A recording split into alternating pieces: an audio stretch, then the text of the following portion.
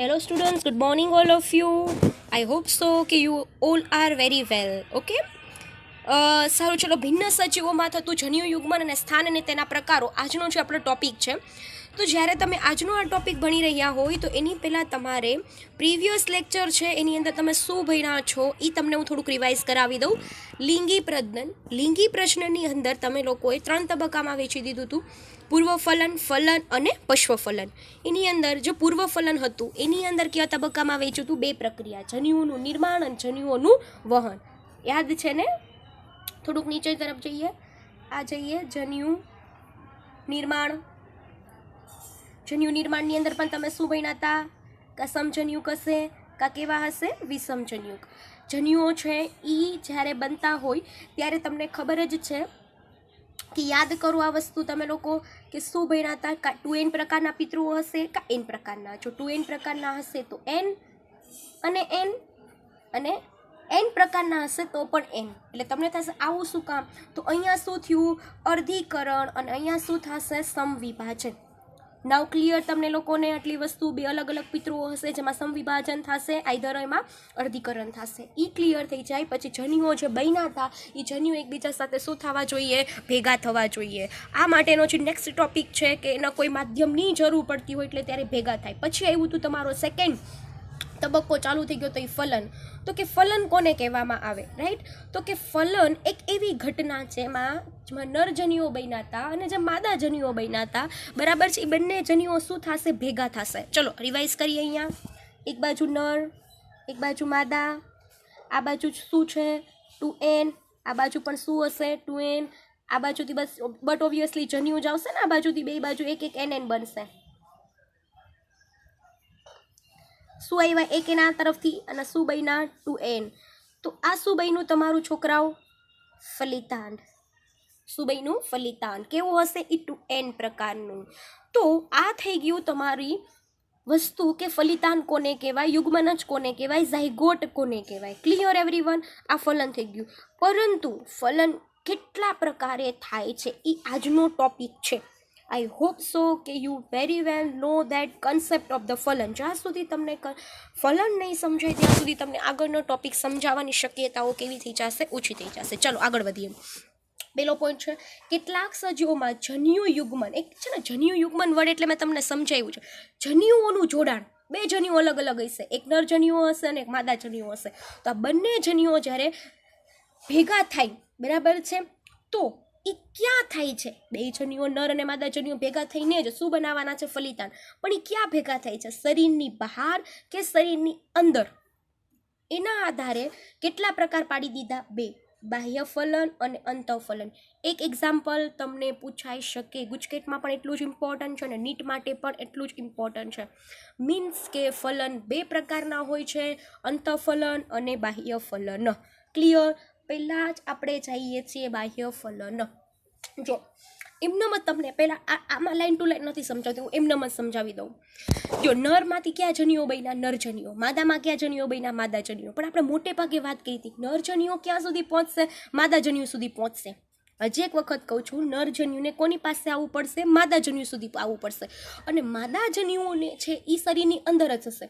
ત્યારે નરજન્યુઓ માદાના શરીરની અંદર પ્રવેશી અને ન્યા ફલન કરે, બરાબર છે, ફિમેલ જે સ્ટ્રક્ચર છે એની અંદર જઈને ફલન કરે. એટલે કે માદાના શરીરની અંદર ફલન થશે તો અંતઃફલન. અને બીજી એક ઘટના હજી એક ઘટી શકે, નરમાંથી નરજન્યુઓ બહાર નીકળી ગયા અને માદામાંથી માદા જન્યુઓ બહાર નીકળી ગયા. આ બંને જન્યુઓ કોઈ અલગ માધ્યમમાં ભેગા થાય. ભેગા તો થવાના જ છે 2 પ્રકારના ફલનમાં, બરાબર. તો શરીરની અંદરની તરફ ફલન થાય તો એ અંતઃફલન, અને જ્યારે શરીરની બહારની તરફ જો ફલન થાય તો એ કયું ફલન છે? બાહ્ય ફલન. Clear everyone? સો આપણે જઈએ છીએ બાહ્ય ફલન તરફ. મોટા ભાગના જલજ સજીવો, એટલે ક્લિયર થઈ ગયું કે બાહ્ય ફલન મોટા ભાગ તમે તમારા આસપાસ જોવો તો ક્યારે એવું જોયું કે શુક્રકોષો શરીરમાંથી બહાર નીકળી ગયા હોય, અંડકોષો બહાર નીકળી ગયા હોય, બહાર ફલન થયું? એવું તમે કોઈ ઉદાહરણ જોવો છો? તમારા ધ્યાનમાં આવે છે? તો તમે એટલું બધું નહીં જોયું હોય, બરાબર. તો કેમ કે આ બધી વસ્તુ કોણ કરતું હોય છે? જલજ સજીવો. તો જલજ સજીવો જેવા કે મોટા ભાગની લીલ, ઉદાહરણ પ્લીઝ નથી ભૂલવાના, માછલીઓ, ઉભયજીવીઓ. ઉભયજીવીની અંદર કોઈ દેડકો કે આવા સજીવો, લીલ, માછલીઓ અને ઉભયજીવો જન્યુ યુગ્મન બાહ્ય માધ્યમમાં કરે. મેં તમને ઓલરેડી કહી દીધું કે શરીરની દેહની બહારની બાજુએ કરે, અને બાહ્ય માધ્યમ અહીંયા કોણ છે? પાણી. કેમ અહીંયા પાણી લીધું? કેમ કે બધા સજીવો કેવા છે? જલજ સજીવો, રાઈટ? તો જ્યારે બાહ્ય માધ્યમમાં આવું ફલન કરે છે એટલે કે સજીવ દેહની બહારના પ્રકારના જૂના જોડાણને શું કહેવામાં આવે છે? બાહ્ય ફલન. તમે તમારી રીતે પણ લખી શકો છો.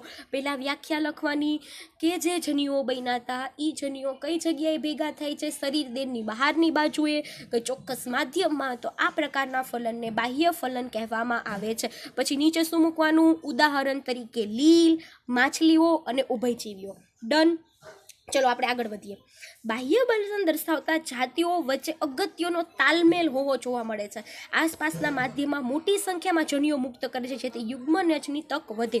હવે જો સમજીએ આપણે આ વસ્તુને, શું કહેવા માંગે છે? જન્યુઓ છે ને એ મોટી સંખ્યામાં ઉત્પન્ન કરે. એનું કારણ સમજાવું તમને. માનો કે એને ઓછા જન્યુઓ ઉત્પન્ન કર્યા, બરાબર છે. હવે નર જન્યુ પણ પોતાની રીતે ફરતા હશે અને માદા જન્યુ બી પોતાની રીતે ફરતા હશે પાણીની અંદર. હવે ત્યાં નાના નાના કણો, કોઈ નાની માછલી છે, કોઈ કીટક છે કે કોઈ અન્ય સજીવો છે, એને ખોરાક તરીકે ખાઈ જાય. સમજાય છે?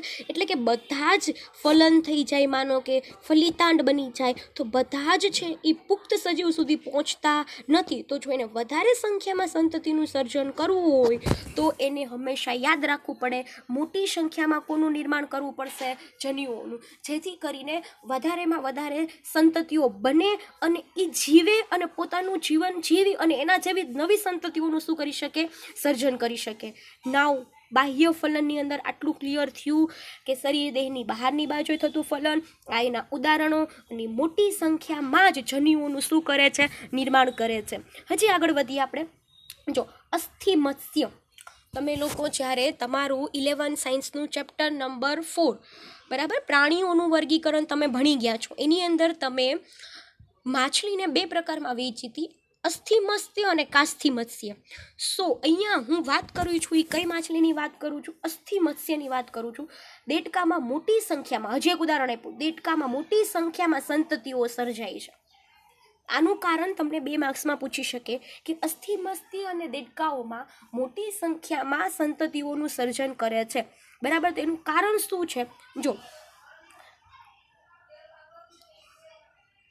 સંતતિઓને ભક્ષકો દ્વારા નાશ પામવાની સંભાવનાઓ ખૂબ વધી જાય. માનો કે ફલન થઈ ગયું, ફલિતાંડ થઈ ગયું. હવે ફલિતાંડમાંથી ડાયરેક્ટ તો કોઈ સજીવ ઉત્પન્ન નથી થઈ જવાનું, એને વિકાસના તબક્કાઓમાંથી પસાર થવું પડે. એ વિકાસના તબક્કાઓમાંથી જ્યારે સજીવ પસાર થતું હોય તો વચ્ચે જ કોઈ અન્ય સજીવ એને શું કરી શકે છે? ખાઈ શકે છે, અથવા એનો ઉપયોગ ખોરાક તરીકે કરી શકે છે. એટલે તેને પુખ્તતાએ પહોંચતા અત્યંત ભયજનક પરિસ્થિતિમાંથી શું થવું પડે? પૂરું પસાર થઈ જવું પડે. એટલે કે બની શકે કે એ ઘણા સજીવો જન્મમાં હોય, બરાબર, ઘણા સજીવો આગળ વધ્યા હોય, પણ એ કદાચ નવા સજીવ તરીકેની એની પુખ્તતા સુધી પહોંચતા નથી. સો તમે એટલા એક્ઝામ્પલ આવ્યા. કોને કહેવાય? બાહ્ય ફલન. બાહ્ય ફલનની વ્યાખ્યાઓ: શું કામ મોટી સંખ્યામાં નરજન્યુઓ ઉત્પન્ન કરે, પછી શું કામ એની સંતતિઓનું સર્જન વધારે પ્રકારે કરે છે. આ બધું થઈ ગયું તમારું બાહ્ય ફલન. આઈ હોપ સો એવરીવન કે તમારું બાહ્ય ફલન એકદમ નીટ, ક્લીન, ક્લિયર થઈ ગયું હશે. હવે જે આપણો નેક્સ્ટ ટોપિક છે, બટ ઓબ્વિયસલી જ્યારે બાહ્ય ફલન કમ્પ્લીટ થઈ જાય તો આપણે ક્યાં તરફ આગળ વધવાનું છે? અંતઃફલન તરફ. પણ મેં તમને ઓલરેડી અંતઃફલન વિશે સમજાવી જ દીધું છે કે અંતઃફલન કોને કહેવાય.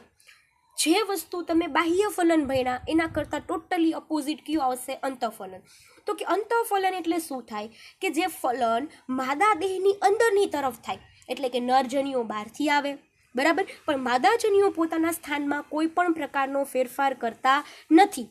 માદા જન્યુઓ પોતાના સ્થાનમાં કોઈ પણ પ્રકારનો ફેરફાર કરતા નથી, જ્યાં છે ત્યાં જ હોય. અને નરજન્યુઓ ત્યાં આવી અને જ્યારે ફલન કરે તો એને શું કહેવામાં આવે છે? અંતઃફલન કહેવામાં આવે છે. ઘણા સજીવો જેવા કે ફૂગ, આ છે ને 2 ટોપિકની અંદર તમને પહેલા એક્ઝામ્પલ મૂક્યા છે, બટ તમારે શું કરવાનું? પહેલા વ્યાખ્યાઓ લખવાની, પછી નીચે ઉદાહરણ લખવાનું. That's look good. ઉચ્ચ કક્ષાના પ્રાણીઓ જેવા કે સરીસૃપ, વિહંગ, સસ્તન, મોટાભાગની વનસ્પતિઓ દ્વિઅંગી, ત્રિઅંગી, અનાવૃત અને આવૃત. આ એક્ઝામ્પલ છે ને તમને લાગે થોડાક અઘરા, પણ તમે જ વિચારો. ફૂગ, ઓલામાં કોનું ઉદાહરણ લીધું હતું? પ્રીવિયસમાં જાઓ તો આપણે લીલનું, બરાબર. તો લીલ સિવાય વનસ્પતિમાં બાકી કોણ રહ્યું? તો કે દ્વિઅંગી, ત્રિઅંગી, અનાવૃત, નાવૃત. એટલે ચારે ચાર કયા પ્રકારનું ફલન કરે છે? અંતઃફલન. એક વસ્તુ ક્લિયર થઈ ગઈ. હવે લીલ એમાં આવ્યું તો ફૂગ આમાં આવે છે. પ્રાણીઓ બધાય ચારે ચાર સમજો, સરીસૃપ આમાં આવી ગયું, વિહંગ આમાં આવી ગયું, સસ્તન આમાં આવી ગયું. એક ન આવ્યું, કયું? બટ ઓબ્વિયસલી ઉભયજીવી. તો ઉભયજીવી સૌથી પહેલો વર્ગ છે એટલે એમાં આવી ગયું છે. બાકીના ત્રણ ક્યાં વધ્યા? સરીસૃપ, વિહંગ ને સસ્તન, ઇન્ક્લુડિંગ હ્યુમન બીંગ્સ. તો આપણે બધા કયા પ્રકારનું પ્રજનન કરી રહ્યા છીએ? અંતઃફલન પ્રકારનું. બરાબર. આ એના એક્ઝામ્પલ થઈ ગયા. તમને પ્રાણીઓ અને વનસ્પતિમાં અલગ અલગ પૂછી શકે. તો લીલને બાદ કરતા બધા જ પ્રકારની વનસ્પતિઓ, દ્વિઅંગી, ત્રિઅંગી, અનાવૃત અને આવૃત પ્રકારની વનસ્પતિઓ છે એ જન્યુ યુગ્મન એટલે કે ફલિતાનનું નિર્માણ કઈ જગ્યાએ કરે છે? માદા દેહની અંદરની તરફ કરે છે. તેથી તેને શું કહેવામાં આવે છે? અંતઃફલન. વ્યાખ્યા જોઈએ આપણે.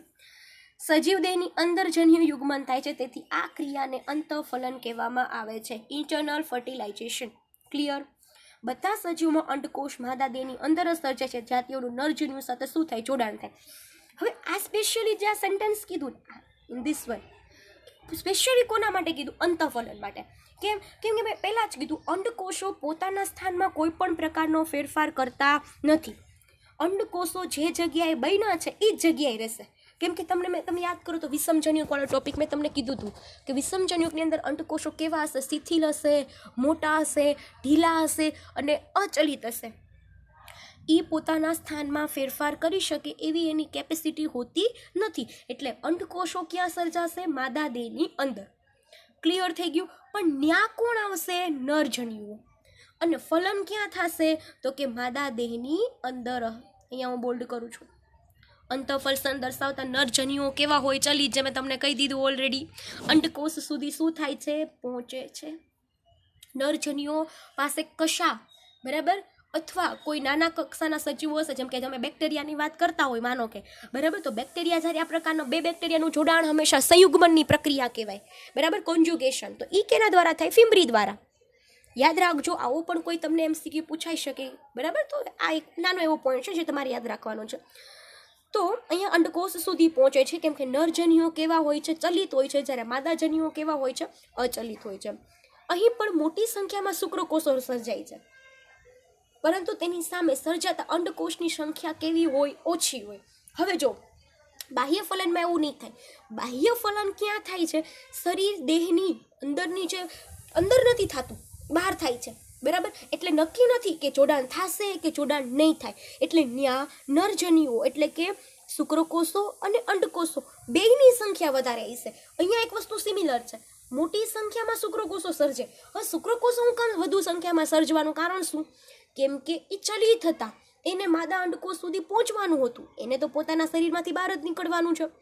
તો જ્યારે એ શુક્રકોષો શરીરની અંદરથી બહાર નીકળ્યા તો એને પહોંચતા કદાચ અમુક શું થઈ ગયા? ડેડ થઈ ગયા. અમુકના સુધી કોઈ પણ અવરોધોનો સામનો કરવો પડશે, પણ અંડકોષોને કોઈ અવરોધોનો સામનો કરવો પડતો નથી, કેમ કે એ પોતાના સ્થાનમાં કોઈ પણ પ્રકારના ફેરફાર કરતા નથી.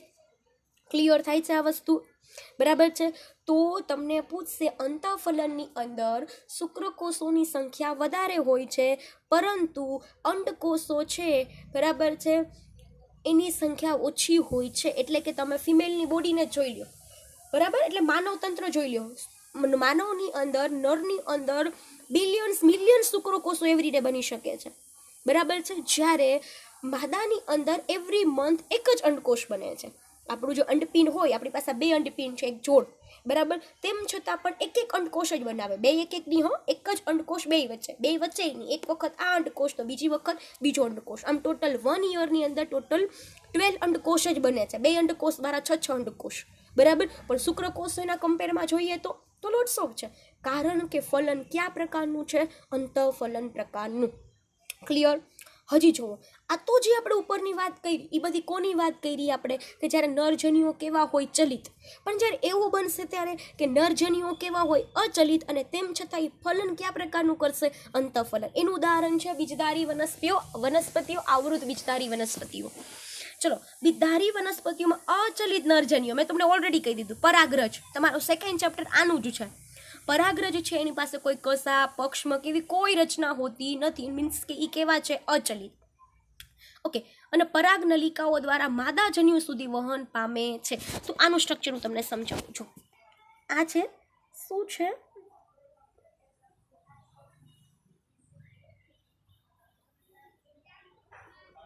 આ શું હશે? આપણું આખું સ્ત્રીકેસર. ઓકે, આ શું છે? પરાગાશન. શું છે? પરાગાશન. આ શું છે? પરાગવાહિની. આ શું છે? બીજાશય. આ મેં ઓલરેડી આપણે 11 સાયન્સની અંદર ભણ્યા જ છીએ. હવે માનો કે અહીંયા પરાગરજ આવે છે, થોડુંક સ્લાઇટલી નીચે લઈએ. પરાગરજની સંખ્યા મેં કીધું એવી રીતના વધારે જશે, પણ આ પરાગરજ અહીંયા સુધી જ કેમ પહોંચે? પહેલાં તો પ્રશ્ન એ થાય. તો અહીંયા પરાગરજ પહોંચવા માટે કોની જરૂર પડે? વાહકો. એ વાહકો તરીકે પાણી હોઈ શકે, પવન હોઈ શકે, પક્ષી હોઈ શકે, એ કોઈ કીટક હોઈ શકે. એને અહીંયા સુધી લઈ આવે, ને ક્યાં સુધી લઈ આવે છે? અહીંયા સુધી. હવે આ પરાગરજ છે એમાંથી અહીંયા નીચે સુધી જાય છે. મેં અલગ માર્કરથી કર્યું છે. આને કહેવાય પરાગ નલિકા. શું કહેવામાં આવે છોકરાઓ? એને પરાગ નલિકા. આગળ વધો તમે. આ પરાગ નલિકાની અંદર શું હશે? નરજન્યુ. અને ક્યાં સુધી પહોંચશે? અહીંયા સુધી. કેમાંથી પસાર થાય છે? જુઓ તો પરાગવાહિનીમાંથી. રેડ કલરનું છે, તમને દેખાશે. આ એ શું છે? પરાગવાહિની. તમે લોકો કન્ફ્યુઝ ન થતા. પરાગ નલિકા અને પરાગવાહિની. પરાગ નલિકા શેમાંથી ઉત્પન્ન થાય? પરાગરજમાંથી. અને પરાગવાહિની કોનો ભાગ છે? સ્ત્રીકેસરનો. તો હવે તમને તમારો ટોપિક સમજાઈ જશે. જુઓ તો બિદદારી વનસ્પતિમાં અચલિત નરજન્યુ. અચલિત નરજન્યુ એટલે કોણ? પરાગરજ. કેમાંથી પસાર થાય છે? પરાગ નલિકા. જો પરાગ નલિકામાંથી પસાર થાય છે. આ પરાગ નલિકા, પોલેન ટ્યુબ ઇન ઇંગ્લિશ, બરાબર. પસાર થઈ અને ક્યાં સુધી પહોંચે છે? અહીંયા સુધી. અંડકોશ, કેમ કે અહીંયા હશે અંડકોશ. તો બે વસ્તુ છે. પરાગ નલિકા કેમાંથી પસાર થાય એવો પ્રશ્ન પૂછ્યો તો કે પરાગવાહિનીમાંથી. એમાંથી પસાર થાય? પરાગવાહિનીમાંથી. તો આ થઈ ગયો તમારો આજનો હોલ કન્સેપ્ટ. સ્ટુડન્ટ્સ કે જે તમને કદાચ ન આવડે એવું બિલકુલ કાંઈ નથી, તેમ છતાં પણ એટલો મોસ્ટ ઇમ્પોર્ટન્ટ ટોપિક છે કે દર વર્ષે આ ચેપ્ટરમાંથી 1 થી 2 MCQ તમારા નીટમાં પણ આવી શકે છે. એક MCQ તો પાક્કો જ છે. હવે આટલા સહેલા ચેપ્ટરમાંથી જો એકાદો MCQ આવતો હોય તો આપણા 4 માર્ક્સ પણ વેસ્ટ જવા જોઈએ નહીં. આપણા 4 માર્ક્સ આપણા ખિસ્સામાં આવી જવા જોઈએ. બરાબર છે? શું આવ્યો તો આજનો ટોપિક? જન્યુયુગ્મન. જન્યુયુગ્મન એટલે ફલન થશે. ફલન ક્યાં થશે? બે રીતના થશે, બરાબર. અંતઃફલન થશે કા બાહ્ય ફલન થશે. અને આવું ફલન છે, બરાબર છે, એ માદા દેહની અંદરની તરફ થાય તો અંતઃફલન, બહારની તરફ થાય તો બાહ્ય ફલન. અને એના એક્ઝામ્પલ્સ. સો આઈ હોપ સો કે you learn everything about this ફલન. ફલનના તમને છે ને આ ટોપિક પૂછાય, ફલન એટલે શું અને ફલનના પ્રકારો વર્ણવો. એના સ્થાનના આધારે તો તમારે આખો ટોપિક લખવો પડે. બરાબર છે? માનો કે આમાંથી કાંઈ વસ્તુ ન સમજાય તો પર્સનલી ગ્રુપમાં સેન્ડ કરો કે મેડમ આ લીટી આટલી વસ્તુ સમજાણી નથી. બાકી આપણો આજનો સેશન છે આટલા સુધી રાખીએ.